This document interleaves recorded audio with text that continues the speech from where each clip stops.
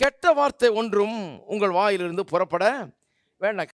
பக்தி விருத்திக்கு ஏதுவான நல்ல வார்த்தை உண்டானால், இல்லைன்னா ஒன்றும் பேசாதீங்கன்றாரு. உண்டானால், அப்படி இருக்குமானால், பக்தி விருத்திக்கு ஏதுவான நல்ல வார்த்தை உண்டானால் அதையே கேட்கிறவர்களுக்கு பிரயோஜனம் உண்டாகும்படி பேசுங்கள். அதையே, வேற எதையும் வேணாம். நல்ல வார்த்தை இருக்கா அதை பேசுங்க. கெட்ட வார்த்தையாக பேச வேணாம். கீழே தள்ளுற வார்த்தையாக பேச வேணாம். மேலே தூக்குற வார்த்தையாக அதை பேசுங்கள். எவ்வளோ கரெக்டாக சொல்கிறாங்க பாருங்கள். ஆவிக்குரிய உபதேசம்னா இதுதான் ஆவிக்குரிய உபதேசம். எப்படி ஒரு மனுஷன் நல்ல ஆவிக்குரிய மனுஷனாக மாறுறது, ஒரு முற்போக்கான மனுஷனாக மாறுறது, இந்த வார்த்தையை வச்சு ஒர்க் பண்ணணும். பல்கெல்லாம் கட் பண்ணணும். இந்த வேண்டாத வார்த்தைகளை கட் பண்ணுங்கன்றார். இப்படி பண்ணால் ரிசல்ட் எப்படி இருக்கும் காண்பிக்கிறேன். திருப்போம். ஏசாயா 65. வார்த்தையை சரி பண்ண ஆரம்பித்தால் நம்முடைய வாழ்க்கையின் ரிசல்ட்டு எப்படி இருக்கும் கொஞ்சம் யோசித்து பார்க்க வேணும். வேதவசனம் திட்டவட்டமாக சொல்லுது. 65, ஏசாயா 65, 22. அவள் கட்டுகிறதும் வேறொருவர் குடியிருக்கிறதும் அவள் நாட்டுகிறதும் வேறொருவர் கனி புசிக்கிறதுமாய் இருப்பதில்லை. ஏனெனில் விருட்சத்தின் நாட்களைப் போல என் ஜனத்தின் நாட்கள் இருக்கும். நான் தெரிந்து கொண்டவர்கள் தங்கள் கைகளின் கிரியைகளை நெடுநாளாய் அனுபவிப்பார்கள். அவர்கள் விருதாவாக உழைப்பதில்லை. அவர்கள் துன்பமுண்டாக பிள்ளைகளை பெறுவதும் இல்லை. அவர்களும் அவர்களோடு கூட அவர்கள் சந்தானமும் கர்த்தராலே ஆசீர்வதிக்கப்பட்ட சந்ததியாய் இருப்பார்கள். அப்பொழுது அவர்கள் கூப்பிடுகிறதற்கு முன்னே நான் மறு உத்தரவு கொடுப்பேன். அவர்கள் பேசும்போதே நான், இந்த 24 வசனம் தான் ரொம்ப கவனிக்கணும். கூப்பிடும்போதே ஆன்சர் பண்ணுவேன்றார். பேசும்போதே கேட்பேன். ரிசல்ட் என்ன? வார்த்தையை கிளீன் அப் பண்ண பிறகு எப்படி ஆயிடுறோம்னா நம்முடைய ஜெபங்கள்லாம் கூட பயங்கர வல்லமை உள்ளதாக மாறிடுது. அதான் இயேசு சொல்கிறாரு, மற்றவங்களை போல போட்டு அலப்பிக்கிட்டு இருக்காதீங்க வார்த்தைகளை போட்டுன்றாரு. தேவையில்லை. ஏன்னா அவர் என்ன பண்ணுறாராம், கூப்பிடுறதுக்கு முன்னே அவர் மறு உத்தரவு அளிக்கிறார். எப்படி அது? நான் கேட்கறதுக்கு முன்னாலே அவர் தர்றாரா? நான் அதை உண்மையாக நம்புகிறேன். நான் கேட்கறதுக்கு முன்னாலேயே அவர் தர ஆரம்பிச்சிடுறாரு. ஏன்னு சொன்னால் எனக்கு என்ன தேவைன்றது நான் கேட்ட பிறகு அவருக்கு தெரியறது இல்லை. அவர் கடவுளாக இருக்கிறதுனால நான் கேட்கறதுக்கு முன்னாலேயே அது தெரியும். ஏசு என்ன சொன்னார்? நீங்கள் எண்ணத்தை புசிப்போம், எண்ணத்தை குடிப்போம், எண்ணத்தை உடுத்துவோம் என்பது குறித்து கவலைப்படாதீர்கள். இவைகளெல்லாம் அஞ்ஞானிகள் நாடி தேடுகிறார்கள். இவைகளெல்லாம் உங்களுக்கு தேவை என்று உங்கள் பரலோக பிதா அறிந்திருக்கிறார். எத்தனை பேர் நம்புறீங்க அறிந்திருக்கிறாருன்னு? அப்போ நீங்கள் வந்து லிஸ்ட்டை முழுசாக வாசித்து முடித்த உடனே ஓஹோ அப்படியா அப்படின்னு அவர் கேட்கறது இல்லை. அவர் எல்லாத்தையும் ஏற்கனவே அறிந்திருக்கிறார். அப்போ எதுக்கு நான் கேட்கணும்? எதுக்கு நான் கேட்கணும்னா என்னுடைய சாங்ஷன் தேவை, என்னுடைய ஆத்தரைசேஷன் தேவை. நான் சொல்லணும் எனக்கு அது வேண்டும், எனக்கு அதை தாரும் என்று எப்போ கேட்பேன்னு அவர் காத்துட்டு இருக்கிறார். அவருக்கு தெரியும் எனக்கு தேவைன்னு. நான் எனக்கு தேவை, எனக்கு தாருன்னு கேட்ட உடனே நான் அதை ஆத்தரைஸ் பண்ணி விட்டேன். அந்த டிரான்சாக்ஷனை ஆத்தரைசேஷன் கிடைச்ச உடனே ரிலீஸ் பண்ணுறாரு. அப்போ அவர் ஏன் ஆத்தரைசேஷனுக்காக காத்துக்கிட்டே இருக்கிறாரு? ஹலோ, பிரச்சனை வந்து நான் சொல்லி தான் அவருக்கு தெரிஞ்சு அப்புறம் போய் அவர் அது இருக்குதான்னு பார்த்து அப்புறம் அதை அவர் ரெடி பண்ணி ஒரு 4 நாள் பொறுத்துவான்னு சொல்கிறது இல்லை. அவர் சொல்கிறாரு, கூப்பிடுகிறதுக்கு முன்னே அவர்களுக்கு.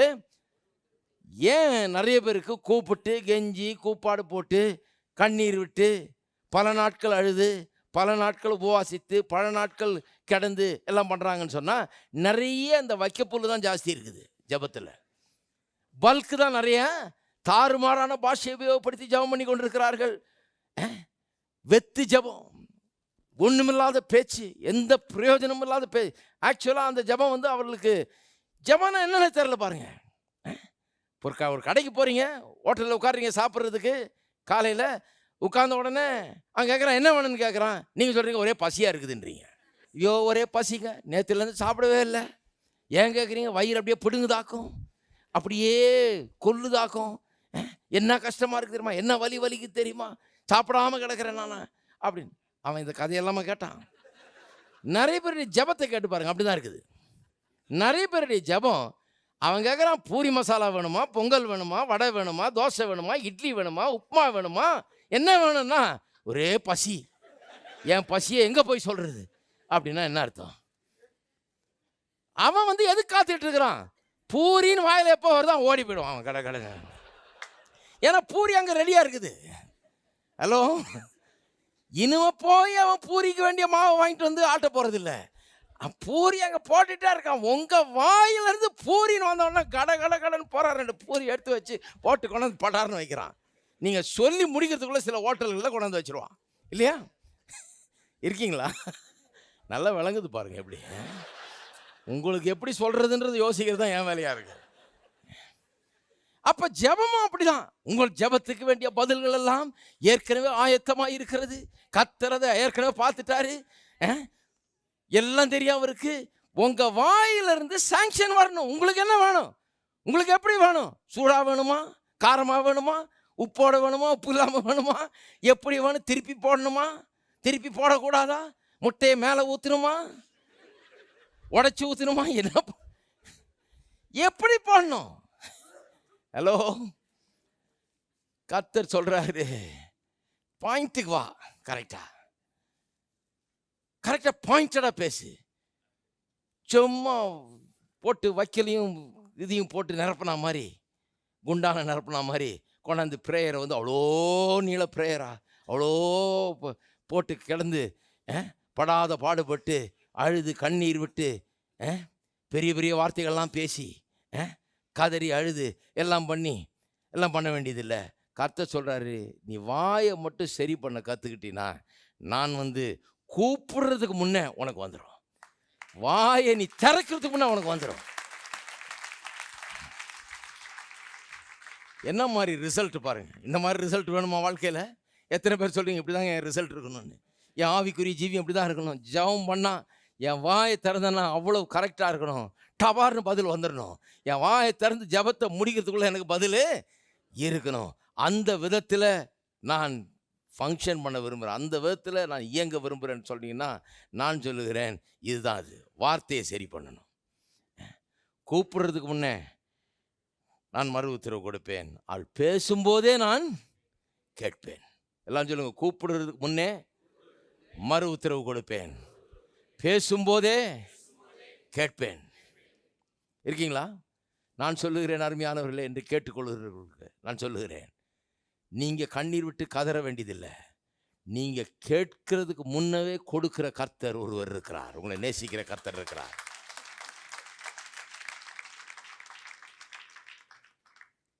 வீடுகளில் உட்காந்து கேட்டுக்கொண்டிருக்கிறது சொல்லுகிறேன், உங்கள் பிரச்சனையில் கர்த்தர் அறிவார். உங்களை யாருன்னு அறிவார். எனக்கு தெரியாமல் இருக்கலாம், நீங்கள் யாருன்னு ஊரில் யாருக்கும் தெரியாமல் இருக்கலாம், முக்கியமில்லாதவர்களாக இருக்கலாம். ஆனால் கர்த்தர் உங்களை பேர் சொல்லி அழைக்கக்கூடிய அளவுக்கு அறிந்து வைத்திருக்கிறார். கூப்பிடுறதுக்கு முன்னால் கொடுப்பார், பேசும்போதே கேட்பார். அப்படிப்பட்ட ஜீவனுள்ள தேவரை உங்களுக்கு நான் அறிவித்துக் கொண்டிருக்கிறேன். அவர் நல்லவர். அப்போ வார்த்தையை சரி பண்ணணும். இதுக்கு 1-2 உதாரணத்தை தரேன் பாருங்க. வார்த்தையை சரி பண்ணணும் பாருங்க. தாவீது கோலியாத்து நிறைய பேசியிருக்கோம், அதனால சும்மா ஞாபகப்படுத்துகிறேன். தாவீது கோலியாத்து கதையில் பார்த்தீங்கன்னா, அவன் சொன்னான்னு தாவீதை பற்றி சொல்கிற வசனம்லாம் வாசித்து பாருங்க. அந்த 17ஆம் அதிகாரத்தில் போயிட்டு 1 சாமுவேல் 17ஆம் அதிகாரத்தில் போயிட்டு இந்த தாவீது கோலியாத்து கதை வருது இல்லையா? தாவீது என்ன சொன்னான்னு பாருங்க. ஒரு தடவை கூட கண்ட மட்டும் அவன் பேசுகிறதே கிடையாது. கன்சிஸ்டண்ட்டாக பேசுகிறான், ஒரே இதை தான் பேசுகிறான், அப்படியே பிடிச்சிக்கிறான் பாருங்க. ஏன்னு சொன்னால் திருப்புங்க எபிரேயர் 3ஆம் அதிகாரம், எபிரேயர் 3:1. இப்படி இருக்க பரம அழைப்புக்கு பங்குள்ளவர்களாகிய பரிசுத்த சகோதரரை நாம் அறிக்கை பண்ணுகிற அப்போஸ்தலரும் பிரதான ஆசாரியருமாய் இருக்கிற கிறிஸ்து இயேசுவை கவனித்து பாருங்கள். யாரா அவர்? கிறிஸ்து இயேசு. நாம் அறிக்கை பண்ணுகிற அப்போஸ்தலர், பிரதான ஆசாரியர். எல்லாம் சொல்லுங்க, நாம் அறிக்கை பண்ணுகிற இயேசு. 4ஆம் அதிகாரம் 14ஆம் வசனம். வானங்கள் வழியாய் பரலோகத்திற்கு போன தேவகுமாரனாக இயேசு மகா பிரதான ஆசாரியர் நமக்கு இருக்கிறபடியால் நாம் பண்ணின அறிக்கையை உறுதியாய் பற்றி கொண்டு கடவோம். அதாவது இன்னைக்கு ஒன்று பேசுறது, அப்புறம் நாளைக்கு ஒன்று பேசுறது கிடையாது. தாவீது வந்து இன்னைக்கு நான் ஒரு கை பார்த்தேன்னு சொல்லிட்டு அடுத்த நாள் ஐயோ நானும் பார்த்தேன், பாவம் ரொம்ப பெரிய ஆளாக இருக்கிறான், ரொம்ப டூ மச்சாக இருக்குது, எப்படி வரும்னு தெரியல, சொல்ல முடியாது, என்ன நடக்கும்னு தெரியாது அப்படின்னு சொல்லலாம். பாருங்க, கன்சிஸ்டண்டாக பேசுகிறான். உறுதியாய் பற்றி கொண்டிருக்க கடவோம். எல்லாம் சொல்லுங்க, உறுதியாய் பற்றி கொண்டிருக்கோம். பண்ண அறிக்கையை நீங்கள் என்ன சொன்னீங்களோ, எதை விசுவாசித்தீங்களோ, எதை சொன்னீங்களோ அதை உறுதியாய் பற்றி கொண்டிருக்க கடவோம். 10ஆம் அதிகாரம், எபிரேயர் 10ஆம் அதிகாரம் 23ஆம் வசனம். அல்லாமலும் நம்முடைய நம்பிக்கையை அறிக்கையிடுகிறதில் அசைவில்லாமல். எல்லாம் சொல்லுங்க, அசைவில்லாமல். அதான் ரொம்ப முக்கியம். அசைவில்லாமல். அசைவில்லாமல்னா என்ன? சந்தேகப்படாமல். கொஞ்சம் இப்படின்றது அப்புறம் அப்படின்றது, ஆகும்ன்றது அப்புறம் ஆகாதுன்றது, முடியுன்றது அப்புறம் முடியாதுன்றது, நடக்கும்ன்றது அப்புறம் நடக்காதுங்கிறது, ஜெயிப்பேங்கிறது அப்புறம் தோப்பேங்கிறது. அப்படி அல்ல, அசைவில்லாமல் நாம் நம்பிக்கை அறிக்கை எழுதுறதில் அசைவில்லாமல் உறுதியாக இருக்க கடவும். வாக்கு தத்தம் பண்ணினவர் எப்படிப்பட்டவர்? உண்மை உள்ளவர். எல்லாம் சொல்லுங்க, வாக்கு தத்தம் பண்ணினவர் உண்மை உள்ளவர். அதனால என்ன நடக்குதுன்னு பார்க்காதீங்க. ஏன்னா வாக்கு தத்தம் பண்ணினவர் உண்மை உள்ளவர். என்ன நடக்குதுன்னு பார்த்தா அதுக்கேற்ற மாதிரி பேச்சை மாத்திராதீங்க. என்ன சொல்லியிருக்கிறாருன்னு பார்த்தா அதுக்கேற்ற மாதிரி பேச்சை அமைத்து கொள்ளுங்கள். செட் பண்ணிங்க பேச்சை. அறிக்கையை செட் பண்ணிட்டீங்கன்னா இதுதான் சொல்றீங்கன்னா அதே எப்படிங்க? இல்லைங்க, அதுதான் சொல்லியிருக்குது பைபிளில், சரிதான். நான் இருந்தால் கூட எங்கள் வீட்டில் நீங்கள் பார்க்கணும் என்ன பிரச்சனைன்னு. அதை தான் பார்க்காதீங்கன்ற. எதை செட் பண்ணிவிடுங்க? என்ன சொல்கிறீங்க, என்ன அறிக்கை செய்கிறீங்கன்றதை செட் பண்ணிவிடுங்க. செட் பண்ணிவிட்டு அதில் உறுதியாக இருக்க கடவுள்னு சொல்லியிருக்குது. ஏன்னா வாக்கு தத்தம் பண்ணினவர் உண்மை உள்ளவராய் இருக்கிறாரே. பக்கத்தில் இருக்க ஆளை பார்த்து சொல்லுங்க, வாக்கு தத்தம் பண்ணினவர் உண்மை உள்ளவராய் இருக்கிறாரே. உண்மை உள்ளவராய் இருக்கிறாரே. எவ்வளோ அற்புதமான ஒரு காரியம் பாருங்க. தாவீதை பார்த்தீங்கன்னா அவன் சொன்னான்றதெல்லாம் வாசித்து பாருங்க. இப்படி சொன்னான் அப்படி சொன்னான் எல்லாம் பார்த்தீங்கன்னா எப்படி ஜெயிப்பன்றதான் சொல்கிறான். கடைசியில் சொல்கிறான், அவன் தலையை சீவி ஆகாயத்து பறவைகளுக்கு நான் போட போகிறேன்றான். அவன் மிரட்டுறான், தினுண்டு பாயலாக இருந்துக்கிட்டு என்ன நாய் அடிக்கிற மாதிரி நீ வர்றியா, நீ ஒரு கோலோட வர்றியா, என்ன நினச்சிட்டு இருக்க அப்படின்றான். மிரட்டி பார்க்குறான். இவன் அசைகிற மாதிரி இல்லை. நீ என்ன மிரட்டினாலும் இப்படி தான். எல்லாரும் சொல்கிறாங்க, அப்பா அவன் பெரிய ஆள், இவன் அசைகிற மாதிரி இல்லை. என்ன சொன்னாலும் அசைவில்லாமல் உறுதியாக இருக்கிறான். எதில்? அவன் என்ன சொன்னாலும் அதில் உறுதியாக இருக்கிறான். சொல்கிறீங்களா நீங்கள்? அப்படி சொல்கிறீங்களா? சொன்னதில் உறுதியாக இருக்க வேணும். திருப்போம் தானியேல் 3ஆம் அதிகாரம் 14ஆம் வசனம். ஷாத்ராக் மேஷாக் ஆபேத்நேகோ கதை உங்களுக்கு தெரியும். அங்கே நேபுகாத் நேச்சார் என்கிற ராஜா ஒருவன் 60 முழ உயரம் 6 முழ அகலமுள்ள ஒரு பொற்சிலையை பண்ணுவித்து அங்கே அந்த பூமியில் நிறுத்தி எல்லாரும் அதை வணங்கி கொள்ள வேண்டும் என்று கட்டளையிடுகிறான். இந்த ஷாத்ராக் மேஷாக் ஆபேத்நேகோ என்கிறவர்கள் அதை வணங்க மறுத்து விட்டார்கள். அதை போய் இன்னொரு ஆள் அங்கே ராஜாவிடத்தில் சொல்லி விடுகிறான். இப்படி ஆட்கள் இருக்கிறாங்க, இந்த எபிரேய மக்கள் மத்தியில் கொஞ்சம் பேர் இப்படி இருக்கிறாங்க, வணங்க மாட்டேங்கிறாங்க. ராஜாவே சேலஞ்ச் பண்ணுற அளவுக்கு எந்த ராஜாவுக்கும் தலை வணங்க மாட்டாங்களாம் அப்படின்னு சொல்லி சொல்கிறாங்க.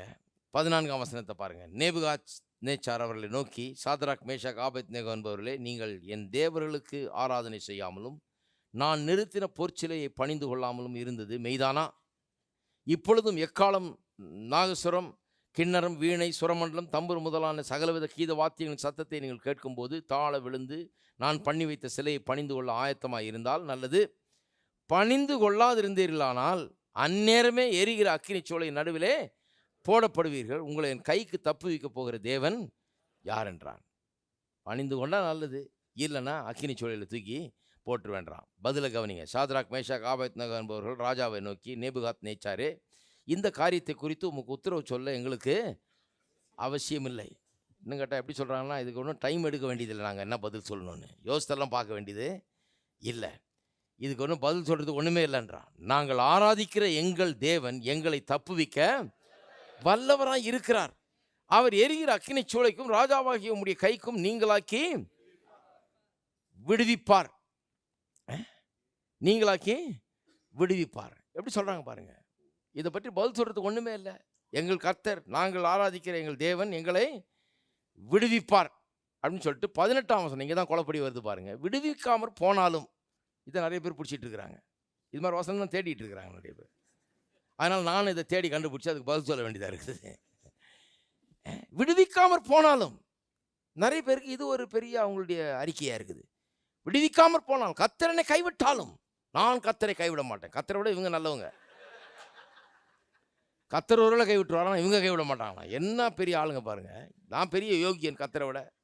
கர்த்தர் என்ன பெரிய யோகியன், நான் அதை விட பெரிய யோகியர். இவங்க பேசுகிறது எனக்கு கொஞ்சம் கூட பிடிக்காது பாருங்கள். இந்த மாதிரி சொல்கிறது, தேவாதி தேவன் கர்த்தாதி கர்த்தரை பற்றி பேசுகிறோம் பாருங்கள். இவங்க சொல்கிறாங்க, நாங்கள் ஆராதிக்கிற எங்கள் தேவன் எங்களை தப்புவிக்க வல்லவராய் இருக்கிறார். அவர் எரிகிற அக்கினி சூளைக்கும் ராஜாவாகிய உம்முடைய கைக்கும் நீங்களாக்கி விடுவிப்பார். விடுவிக்காமற் போனாலும் நாங்கள் உம்முடைய தேவர்களுக்கு ஆராதனை செய்வதும் இல்லை, நீர் நிறுத்தின பொற்சிலை பணிந்து கொள்வதும் இல்லை என்கிறது ராஜாவை உமக்கு தெரிந்திருக்க கடவுது என்கிறார்கள். இதில் என்ன சொல்கிறாங்க? விடுவிப்பார்னு சொன்னாங்க, அப்புறம் பாரியா பேச்ச மாற்றிட்டாங்க. அறிக்கையில் உறுதியாக இருக்க கடவுள் நீங்கள், இவங்க ஒன்றும் உறுதியாக இல்லை, இருந்தால் கூட கர்த்தர் அவங்கள காப்பாற்றுறாரு இல்லையா? விடுவிப்பார்னு சொல்கிறாங்க, அப்புறம் விடுவியாமற் போனாலும் பேசுகிறாங்க. அப்படி நீங்கள் பிரசங்கம் பண்ணுறதுக்கு எதுக்கும் மாறாக இருக்குதுன்னு சொல்கிறாங்க. அப்படி கிடையாது. நீங்கள் ஆங்கில பைபிளில் பார்த்தீங்கன்னா இன்னும் கொஞ்சம் நல்லா விளங்கும். அங்கே எப்படி சொல்லியிருக்குதுன்னா 17ஆம் வசனத்தில் எப்படி சொல்லியிருக்குது? இஃப் இட் பி ஸோ, அப்படி தான் ஆரம்பிக்குது அது. இஃப் இட் பி ஸோ, அதனால் அப்படியானால், அதாவது ராஜா சொல்கிறாரு தூக்கி எரிகிற சூளையில் போடுவோன்றாரு, வணங்கலைன்னா எரிகிற சூளையில் போடுவோம். அதுக்கு இவங்க என்ன சொல்கிறாங்க பதில்? இஃப் இட் பி ஸோ, அப்படி போட்டால் நாங்கள் ஆராதிக்கிற எங்கள் தேவன் எங்களை காப்பாற்றுவார், விடுவிப்பார் அப்படின்றாங்க. அடுத்த வசனம் 18ஆம் வசனம் இஃப் நாட் அப்படின்னு தான் வருது. இஃப் நாட், இஃப் நாட்னா விடுவியாமற் போனார்ல, அப்படி போடாவிட்டாலும் நாங்கள் ஆராதிக்க மாட்டோம். ஏன் விடுவியாமற் போனாலும் ஆராதிக்க மாட்டோன்றது அங்கே பொருந்தாதுன்னு சொல்கிறேன். விடுவியாமற் போனாலும் என்ன பண்ண போகிறாரு? இவங்கெல்லாம் எரிகிற அக்கினியில் எரிய போகிறாங்க. அதுக்கப்புறம் ஆராதிக்கிறோமா இல்லையாங்கிற பேச்சுக்கு இடம் இல்லையே, ஆளு காலி. ஹலோ, கர்த்தர் விடுவியாமற் போனாலும் நாங்கள் ஆராதிக்க மாட்டோம்ங்கிறது அர்த்தமே இல்லை. ஏன்னா கர்த்தர் அவங்களை விடுவிக்கலன்னா அவங்க எரிகிற அக்கினியில் எரிஞ்சு கரியாகி சாம்பலாகி போயிடுவாங்க. அதுக்கப்புறம் நம்ம ஆராதிக்கிறோமா இல்லையான்னு பேசுறது கிடையாது, பேசி பிரயோஜனம் கிடையாது. விடுவியாமற் போனால் கதை முடிஞ்சது, அவ்வளோதான். விடுவியாமற் போனாலும் நாங்கள் ஆராதிக்க மாட்டோம்னு சொல்கிறது அர்த்தமே கிடையாது. அவங்க என்ன சொல்கிறாங்க? நீ போடுவீரானால், இஃப் இட் பி ஸோ, எங்கள் கர்த்தர் விடுவிப்பார். இஃப் நாட், நீ போடவில்லைனாலும் இந்த பூமியில் வாழ்ந்தால் நாங்கள் கர்த்தரை தான் ஆராதிப்போம், இதுக்கு முன்னால் நாங்கள் வணங்க மாட்டோம். உறுதியாக நிற்கிறாங்க பாருங்கள். ஏன்னா 17ஆம் வசனத்தில் சொல்கிறத பார்த்தீங்கனாலே இப்படி சொல்ல மாட்டான்னு தெரியுது. நாங்கள் ஆராதிக்கிற எங்கள் தேவனாகிய கர்த்தர் எங்களை எரிகிற அக்கினி சூளைக்கும் ராஜாவாகிய உம்முடைய கைக்கும் நீங்களாக்கி விடுவிப்பார், எங்களை தப்புவிக்க வல்லவராக இருக்கிறார்னு சொல்லிட்டு விடுவியாமற் போனாலும் எப்படி சொல்லுவாங்க? பொருந்தவே மாட்டேந்து பாருங்க. அது ஒரு காரணம். இவ்வளவு சொல்லிட்டு தப்புவிக்க வல்லவராக இருக்கிறார், தப்புவிப்பார்னு சொல்லிட்டு அப்புறம் விடுவியாமற் போனாலும் சொல்றது வெரி அன்லைக்லி. அப்படி சொல்ல வாய்ப்பு கிடையாது. விடுவியாமற் போனாலும் சொல்லலை, அப்படி போடலைனா, போட்டீர்னா எங்களை விடுவிப்பார், போடலைனாலும் நாங்கள் வணங்க மாட்டோம். அதாங்க இருக்கீங்களா? அதுதான் அங்கே பொருத்தம். விடுவியாமற் போனாலும் நாங்கள் வணங்க மாட்டோம். விடுவியாமற் போனால் அப்புறம் பேச்சுக்கு இடம் இல்லையே, முடிஞ்சு போச்சு கதை. இருக்கீங்களா? எத்தனை பேருக்கு புரிஞ்சுது? அப்போ எல்லாம் இந்த விசுவாச ஆவியை உடையவர்கள். ஏன்னா வாஸ்தவம் இல்லையா? 2 Corinthians 4:13 நான் விசுவாசித்தேன் ஆகையால் பேசுகிறேன். அதான் அந்த விசுவாசத்தின் ஆவி. இந்த ஆட்களெல்லாம் பார்த்தீங்கன்னா ஆபிரகாம் வரைக்கும் எடுத்துங்க, விசுவாசித்தேன் ஆகையால் பேசுகிறேன்ற ஜாதி இவங்கெல்லாம். எதை விசுவாசிக்கிறோம் அதை மட்டும் தான் பேசுகிறாங்க. எந்த சூழ்நிலையும் பார்க்குறது, சூழ்நிலைக்கு ஏற்ற மாதிரி மாறுறது கிடையாது. ஒன்று விசுவாசிட்டாங்க, அதை சொல்லிட்டாங்க, அதே தான் சொல்கிறாங்க. 1000 இடையூறு வந்தாலும், எந்த தடைகள் வந்தாலும், எது எப்படி காட்சி அளித்தாலும், எதை விசுவாசத்தை அறிக்கை பண்ணார்களோ அதில் உறுதியாக இருக்கிறார்கள். ஏனென்றால் வாக்குத்தத்தம் பண்ணினவர் உண்மையுள்ளவராக இருக்கிறாரே, அதுதான் உறுதியாக இருக்கிறாங்க. பாருங்க, இயேசு எடுத்துக்கொள்ளுங்க. லாசரு இறந்து போனான். லாசரு மரிக்கிறதுக்கு முன்னாடியே அவருக்கு செய்தி வருது, இந்த மாதிரி சோகம் இல்லாமல் இருக்கிறான்னு.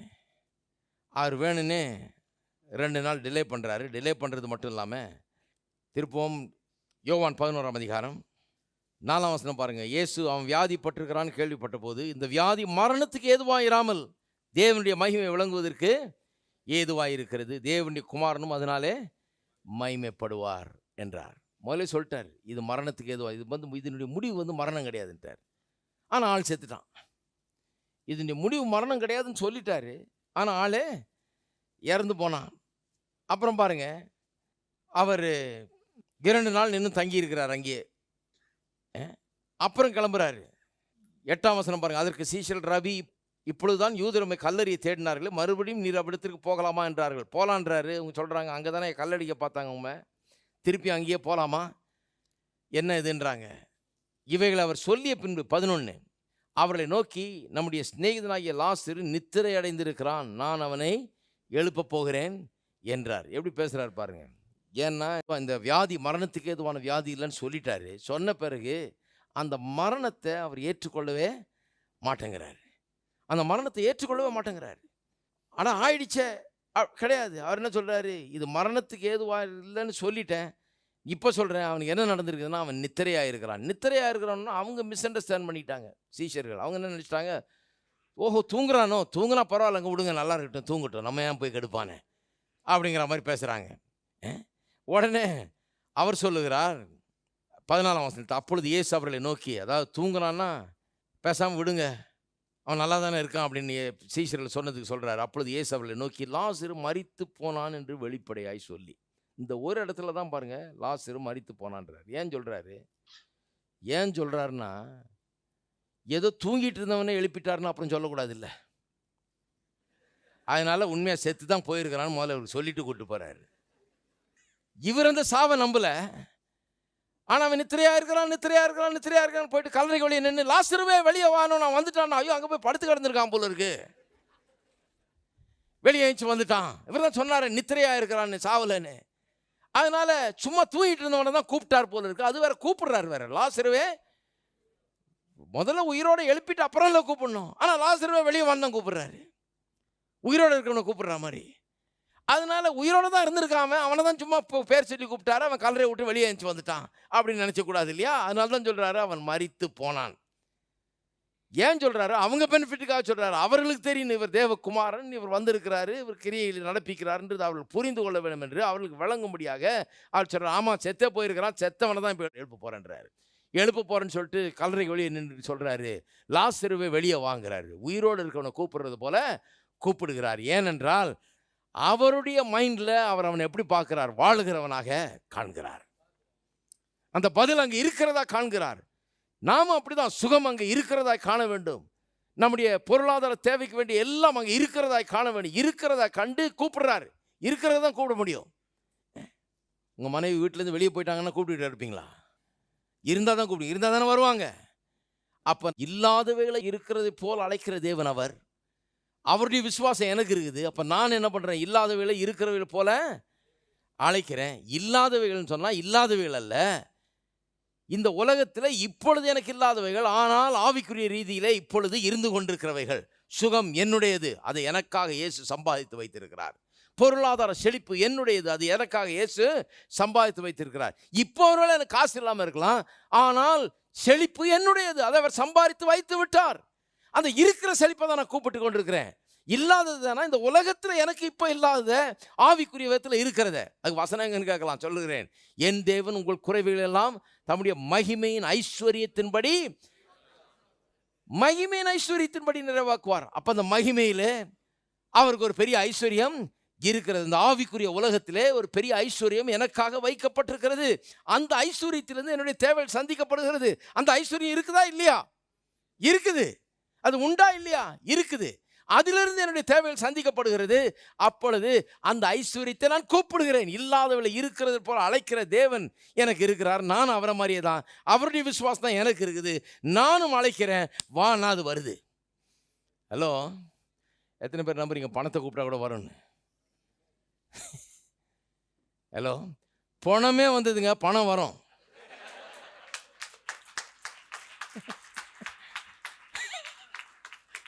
எப்படி விளங்குது பார்த்தீங்களா? கூப்பிட்டா வரும். ஐயோ செத்து கிடக்கிறானே, நாரி போயிருக்கு பண்ணுறாங்க.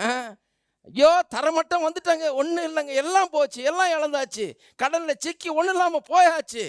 பணமே வந்தது. சொல்லி கூப்பிட்ட உடனே பணமும் வரும். நான் நம்புகிறேன். நீங்கள் நம்புறீங்களா? வரும்.